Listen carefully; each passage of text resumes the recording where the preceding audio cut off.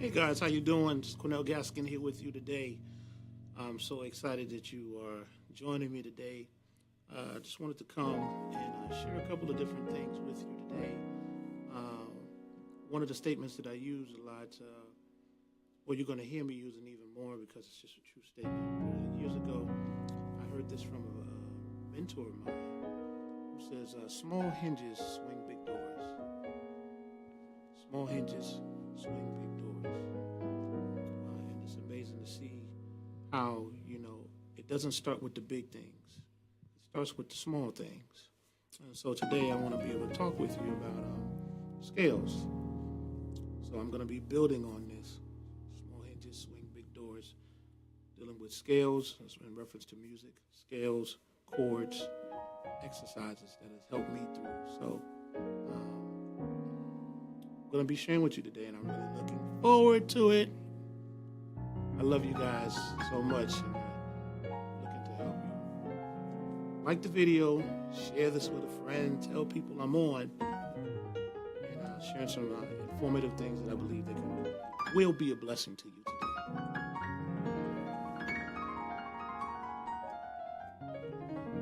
If you have any questions, you can go ahead and you can post them, and I'll do my best to answer them in this session and even after to try to help you in any way I can, okay? Thank you guys for joining me today.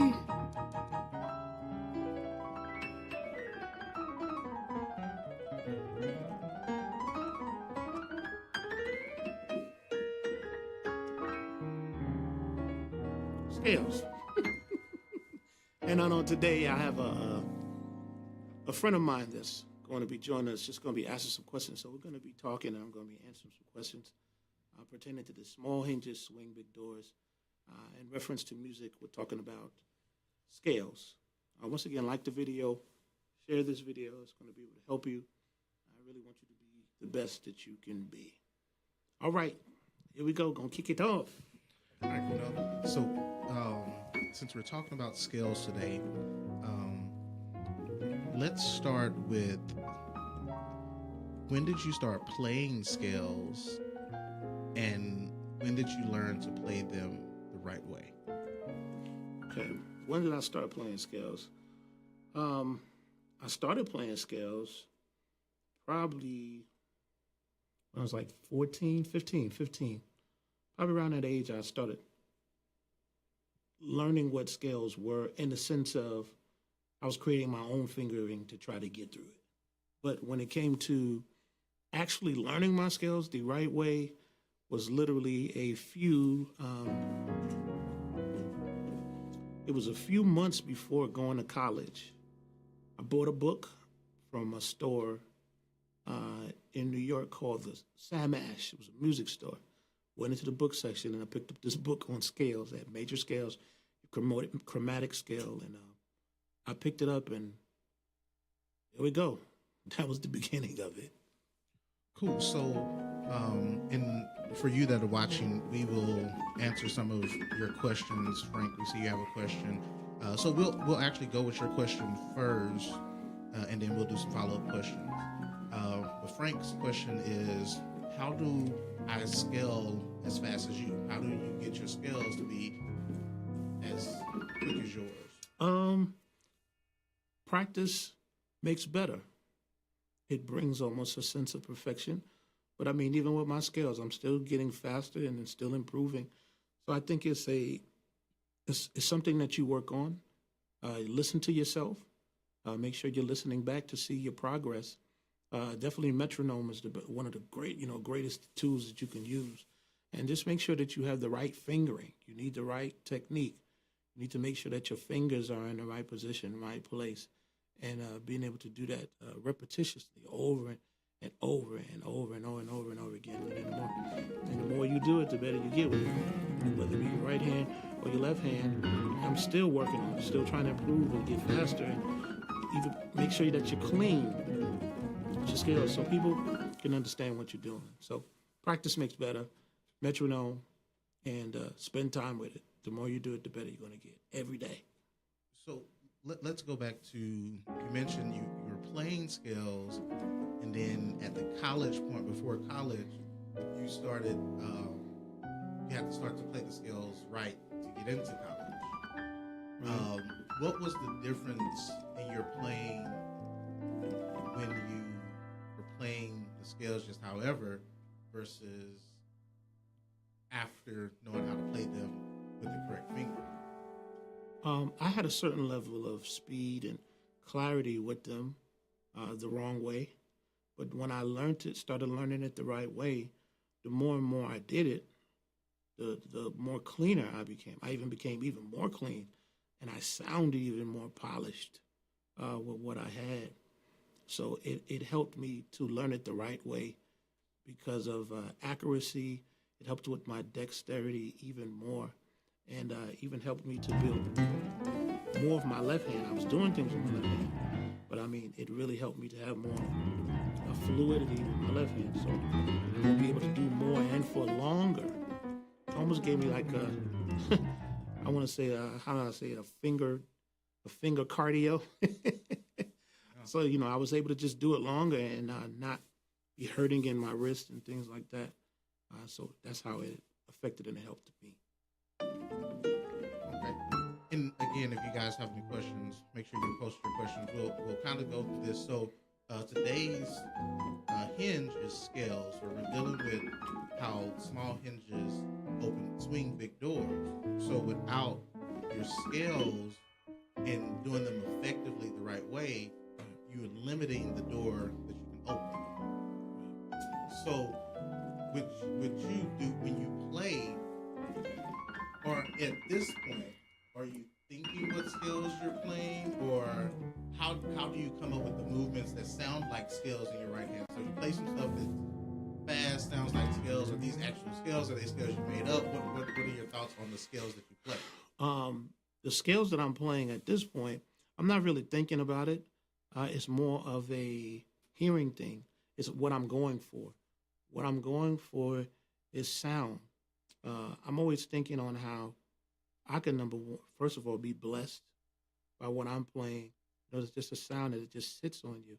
It makes you feel a certain way. It makes you feel good, like a good vibe, And so I think about how I can bless the people and how it's going to feel and how it's going to rest on them. Will that impact them? Will that touch their heart? Will that move them? And so I play to try to just reach a place of, I don't know what's going to come out. But when I hear it, I know that is like, it just feels right. It just feels right. So my skills that I'm using now, I'm not even like thinking about it. It's just kind of a feeling thing. As you're just moving through, you just hear things and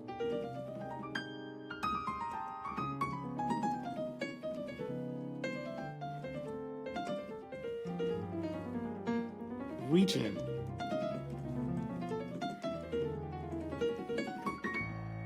Reaching and putting things together, whatever feels good. And then, I don't know if you notice, maybe you might do it or you hear people do it, they stop on something because it's like, what was that? Like, so it's the feeling. It's the feeling.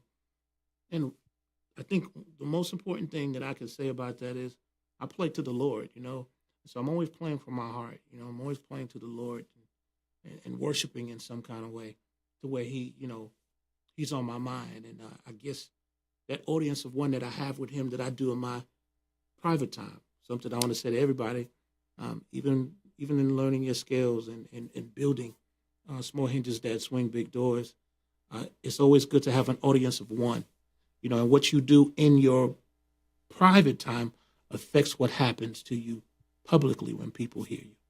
So, all right, so we have another question. I can't pronounce the name, so I won't try to.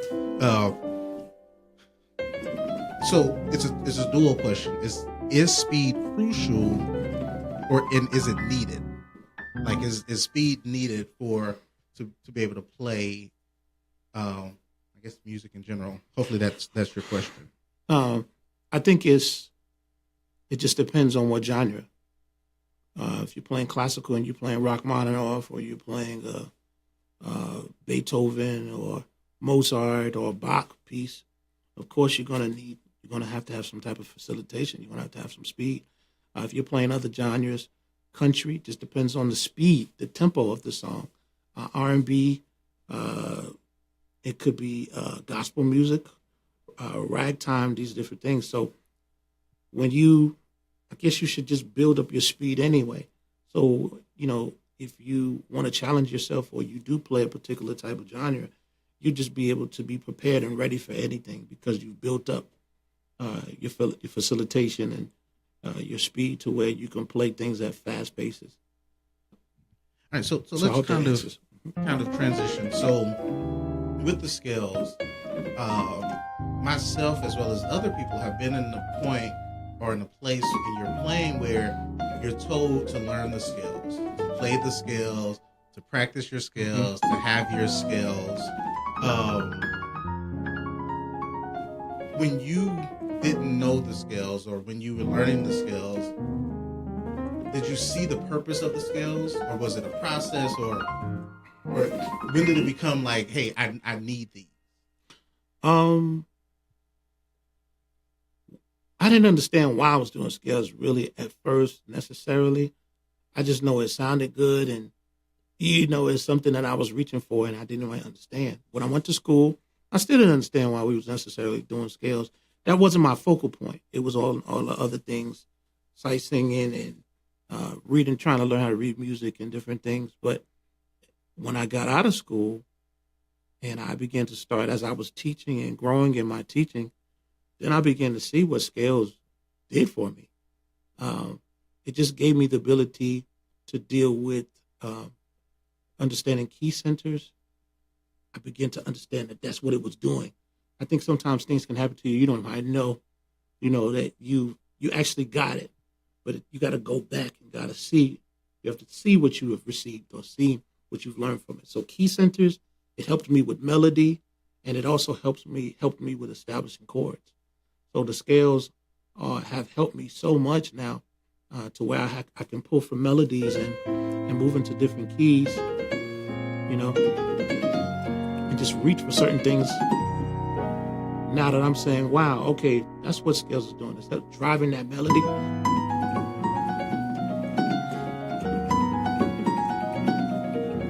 That's all major scales, So now I see what I didn't see before, how important they are and how it's benefiting me. Some of the ways that it's benefiting me. Okay. So here's a question for you. When you're listening to music, and you hear lines now or even before, were there moments where you would hear something and you'd be like, oh man, that's that scale, or I recognize that pattern? The scales help in that way to where when you listen, you're like, oh, that run was a major scale, or how did it help develop your ear? It definitely helped me once I started to pay attention to it. There's different ways that people learn songs, different methods that people use. So when I started to hear the melody and start to say, oh, okay, even for the bass, when I'm listening, I'm saying if they got a song and they...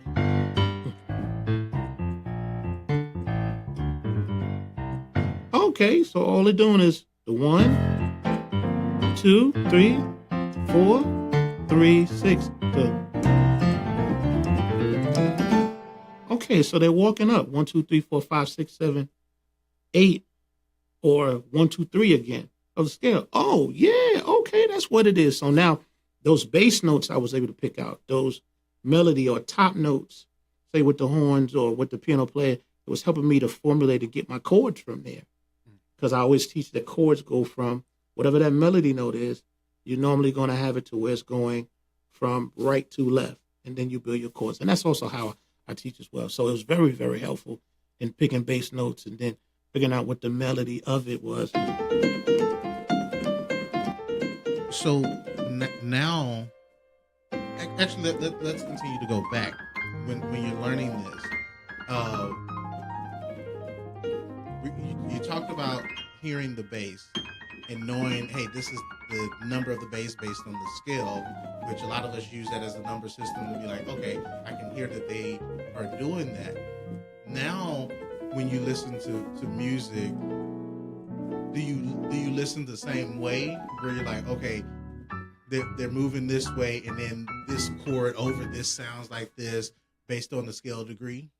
Yeah, it's still coming in handy now, because it just depends on the particular artist, the particular genre of music. Some music is more easier, and then some music is a little bit more challenging. And so I'm still able to kind of go back and pick out what those bass notes are. And maybe we'll do a video on how I learn a song. Take a song I never learned before, and I'll just show you some of the things that I go through to kind of hear. And but everything, once again, you don't start with the gusto or start with something large. You start with small things. So I didn't know or have a library enough to be able to build, some of these songs that I was hearing in certain genres, like gospel, certain particular artists, or even jazz. Just the chords, the inner voices I was missing because, it took me time to build, to really understand, okay, oh, that's what they're playing. Oh, that's this scale, or that's this arpeggiation based off of this scale. And so it took time to build a library to be able to hear how I hear now. And I'm still working on it, trying to just get ways to be even more proficient, to learn things even quicker. It's a process that never stops. And guys, again, today we're focusing on how small hinges swing big doors. Today's hinge that we're talking about that will swing big doors of scale. So we have another question from Samuel, awesome name. It says, how does one play out of key and resolve back to the original key without taking out of the service? Samuel, we'll probably move that one to when we do our next hinge, because our next hinge deals with chords. Yeah. And we'll probably be able to pull that answer in on that session. Absolutely. But hold tight, we got you. Yeah, but definitely knowing the scales and when a note goes outside of that scale will help you to be able to get out and resolve. So it's still connected. You still need the scales to get that.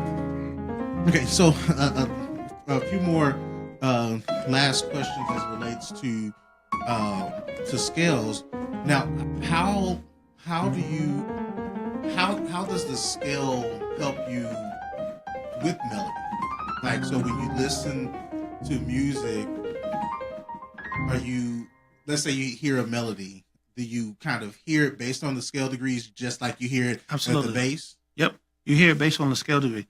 So Michael Jackson tone, I can't remember what key that is in, but let's say if Mike sings in E flat, and he says, okay, so if my root is E flat, what is that? And what scale degree is that? What part of the scale is that? What?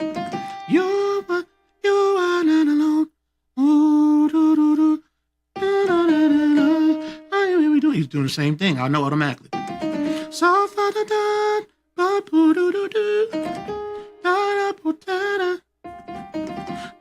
and repeating it over and over and over again, So that's a very valuable piece of information, because I think a lot of us do the same thing where we will learn music based on the number, like especially in church music, musicians often be like, hey, we're on the 1, we're on the 4, we do that. But I don't think a lot of people do the same thing for the melodies, to be able to listen to in the car while you're riding. Yeah, you can be like, oh, we're on 1, 4, 5. I've done it. But in the car, a lot of people don't think, hey, well, I still need the scale to hear these degrees for the melody. It helps. And be able to build it from there. So, from scales, we know there's a lot of different types of scales. When you went to school, what were some of the scale types that you were taught in school, or were you taught any scale types outside of the major scale? I had the minor. I knew a little bit about the minor from the book that I got before I went to school. And I knew a little bit about the minor scales and the finger and stuff like that. But when I went to school, no, the emphasis for me was learning how to read. And so I really didn't my professors didn't really stress licks and bebop stuff. We had jazz songs, but it was teaching me how to read the chart, from the standpoint of maybe the melody, reading the melody and then understanding what the chord name, how to recognize it and how to move, understanding the 7 chords, these things. But it was never, okay, well, we're going to learn bebop licks. Well, you got 5 bebop licks for this particular one. When I meet you next week, we're going to learn that. And I mean, I don't think it was no shade, no whatever, but man, I didn't want to learn how to read, show me chops, man. Show me some licks. Show me, that's what I wanted to know. Yeah. I got none of that all the time I was in school. So there was no emphasis on licks and chops. You just kind of heard it in passing with other people who were playing. And when you learned it, At least for me, that's my experience or my take on it. So Jason has a couple of great questions. What's up, Jason? To scales. He says, when you play a scale, do you actually hear every note or certain notes at a given time in the chord or song? So I guess a great breakdown, kind of the question that we asked. So when you are playing a scale, are you looking at the whole picture of the scale? So like when I hear a passage, I can hear the tones, or are you like, okay, let's say you're doing a chord. Mm-hmm. Are you hearing the chord as one whole chord? Like, oh, that's a major versus a minor sound? Or are you hearing the notes of it? It depends. It depends on what the song is. It depends on how difficult or challenging the song may be. And then it also depends on what particular part of the song it is. Because based on what I've gathered or where I am in my learning process of the song, it causes me to do different things. Sometimes I'll hear the whole thing. Yeah. Then sometimes I'll hear bits and pieces. And I have to rewind it to make sure that's what I want to hear. Because there's nothing like thinking you heard something and then figuring out that's not what it is. You know what I mean? And get in a bad situation where you learn a song a particular way and you learned it the wrong way, or you missed something, or you missed the note and it's clashing with the band, or so you want to make sure that you just do whatever's going to work best to make sure that you get it. So start with 3 notes of it, then build to the 5 notes. If it's 10 notes that a lick is going off, 6 notes, start with 2 and get that and figure out what the fingering of that or what that's based on. Is that a major? Is that a minor? Is that a mixed lead-in? Is that a Dorian? There's so many different things now that people are, as I guess the social media is growing, YouTube is growing, these things, people are able to learn about things that back in the day, either you had to have a teacher or you have to be in some type of schooling or whatever to learn. It's becoming a lot more accessible. And so people are, implementing some of this stuff in their material and their songs. So it's good to start and then build your way up to one at a time, one note at a time. And so I think this is a good follow-up. Hopefully, Jason, you're still here. He had a second question, but before I get to the second question, so let's say you are learning a piece of music that has fast running lines. I know for me, I tend to pick out each note versus the whole passage.